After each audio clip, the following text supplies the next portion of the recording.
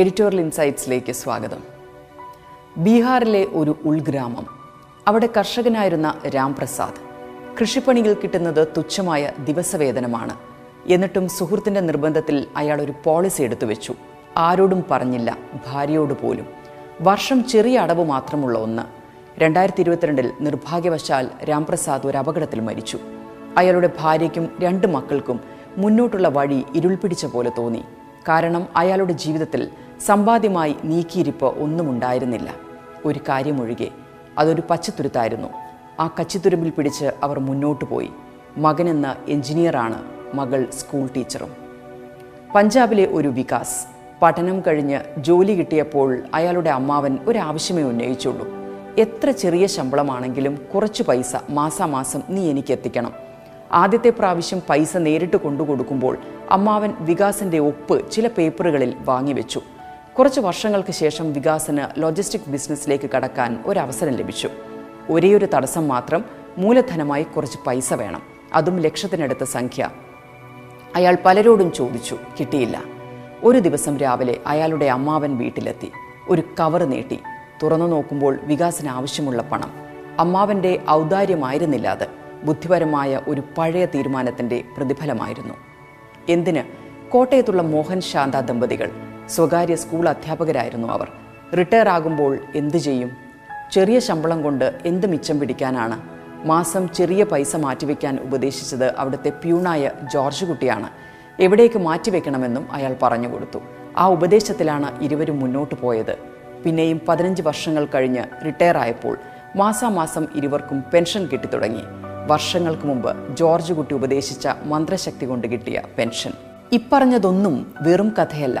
പേരുകളിൽ മാറ്റമുണ്ടാകാം, പക്ഷേ ഇന്ത്യയാകമാനം ലക്ഷക്കണക്കിന് രാംപ്രസാദ്മാരെ പോലുള്ള കർഷകരുണ്ട്, വികാസിനെ പോലുള്ള ബിസിനസ്സുകാരുണ്ട്, മോഹനെയും ശാന്തയെയും പോലെ തുച്ഛ വരുമാനക്കാരുണ്ട്.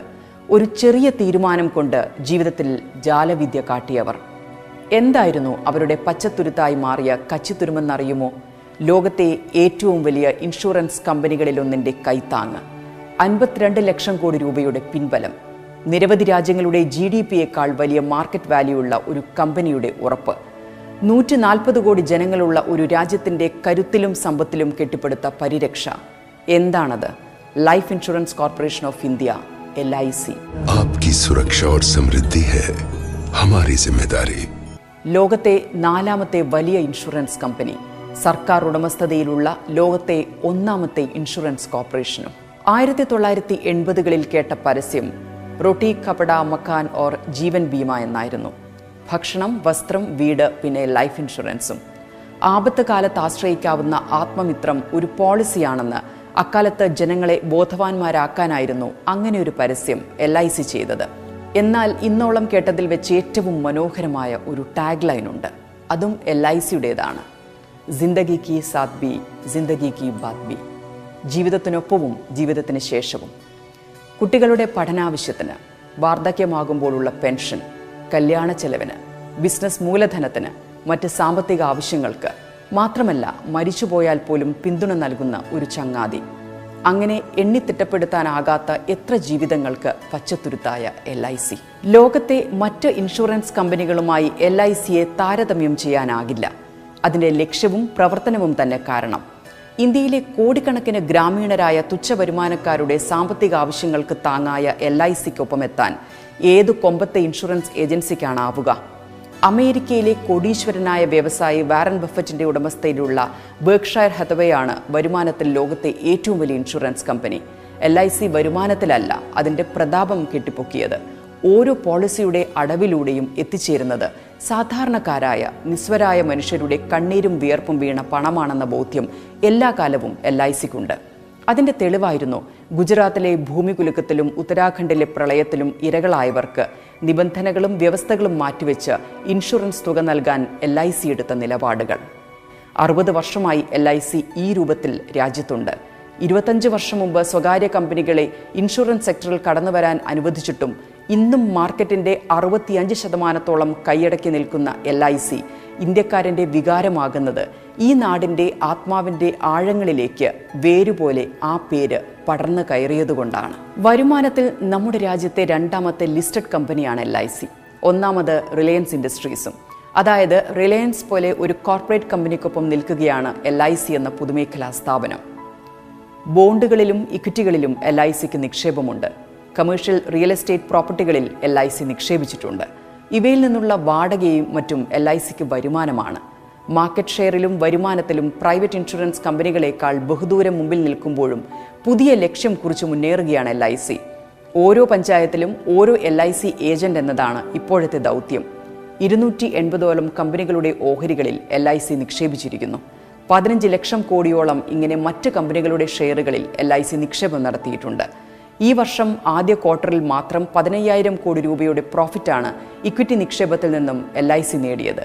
സ്റ്റേറ്റ് ബാങ്ക് ഓഫ് ഇന്ത്യക്ക് തൊട്ടുപിറകിൽ 767 ലക്ഷം കോടിയുടെ ബാലൻസ് ഷീറ്റുമായി രാജ്യത്തെ രണ്ടാമത്തെ ഫിനാൻഷ്യൽ ഇൻസ്റ്റിറ്റ്യൂഷനാണ് LIC എന്ന് എത്ര പേർക്കറിയാം? ഈ വർഷം 91 ലക്ഷം പോളിസികളാണ് LIC വിറ്റിരിക്കുന്നത്. നഗരഗ്രാമങ്ങളിലായി 28 ലക്ഷം ഏജന്റുമാരാണ് LICക്കുള്ളത്. അതിൽ 28% വനിതാ ഏജന്റുമാരാണ്.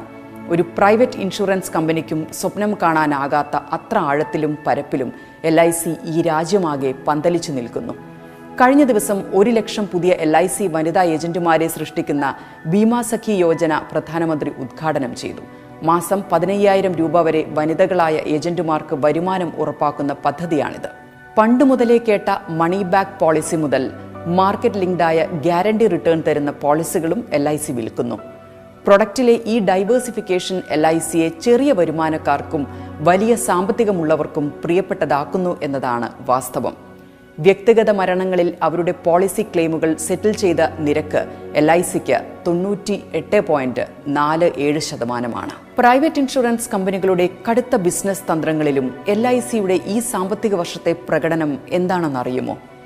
രാജ്യത്ത് ഒരാൾ ആദ്യമായി തുടങ്ങുന്ന പോളിസിയുടെ മാത്രം കണക്കെടുത്താൽ ഈ വർഷം എല്ലാ കമ്പനികളും നേടിയ ആകെ ബിസിനസ് 73,600 കോടി വരുമെങ്കിൽ LIC ഒറ്റയ്ക്ക് നേടിയത് 1,15,500 കോടിയുടെ ബിസിനസ്സാണ്. അത്ര വേഗം തകർക്കാൻ പറ്റാത്ത തലമുറകൾ കൈമാറി വന്ന ഒരു വിശ്വാസത്തിന്റെ കരുത്ത്. മുംബൈ ആസ്ഥാനമായ ഈ പൊതുമേഖലാ സ്ഥാപനം കേന്ദ്ര ധനകാര്യ മന്ത്രാലയത്തിന്റെ നിയന്ത്രണത്തിലാണ് പ്രവർത്തിക്കുന്നത്. 1956-ൽ രാജ്യത്തെ ഇൻഷുറൻസ് മേഖലയെ ദേശസാൽക്കരിക്കുന്നതിന്റെ ഭാഗമായി പാർലമെന്റ് നിയമം പാസാക്കുകയായിരുന്നു.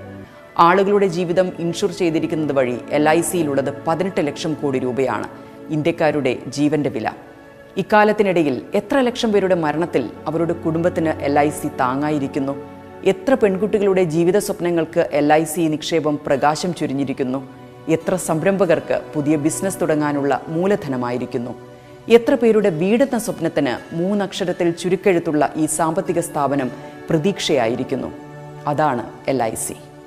പക്ഷേ ടെക്നോളജിയുടെ പിൻബലത്തോടെ HDFC ലൈഫ്, ICIC പ്രൊഡൻഷ്യൽ തുടങ്ങിയ സ്വകാര്യ ഇൻഷുറൻസ് കമ്പനികൾ നഗരപ്രദേശങ്ങളിൽ മികച്ച ബിസിനസ് നേടുന്നുണ്ട്. ഗ്രാമങ്ങളിലെ സാന്നിധ്യം കൊണ്ട് മാത്രം ദീർഘകാലം ബിസിനസ്സിലെ അപ്രമാദിത്വം നിലനിർത്താനാകുമോ? ഡിജിറ്റൽ ട്രാൻസ്ഫോർമേഷന്റെ കാലത്ത് യുവാക്കൾക്കും ടെക് സാവികളായ ഉപഭോക്താക്കൾക്കും മനസ്സിലാകുന്ന വിധം ലൈഫ് ഇൻഷുറൻസ് ആശയത്തെ അവതരിപ്പിക്കാനും പുതിയ പ്രൊഡക്റ്റുകൾ വികസിപ്പിക്കാനും LIC മനസ്സ് വെക്കേണ്ടതുണ്ട്.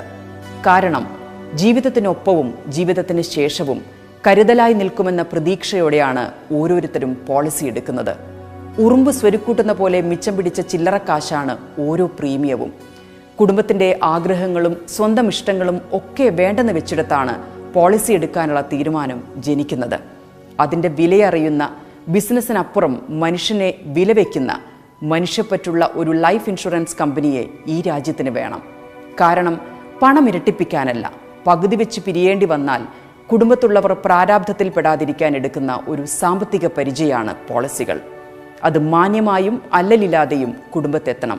അതിന് ഈ നാടിൻ്റെ ആത്മാവറിഞ്ഞ കമ്പനി തലയെടുപ്പോടെ നിൽക്കട്ടെ. ലൈഫ് ഇൻഷുറൻസ് കോർപ്പറേഷന് LICക്ക് എല്ലാ ഭാവുകങ്ങളും. എഡിറ്റോറിയൽ ഇൻസൈറ്റ്സ് ഇവിടെ പൂർത്തിയാകുന്നു. Thank you for watching channeliam.com. കൂടുതൽ വാർത്തകൾക്കായി channeliam.com സബ്സ്ക്രൈബ് ചെയ്യുക.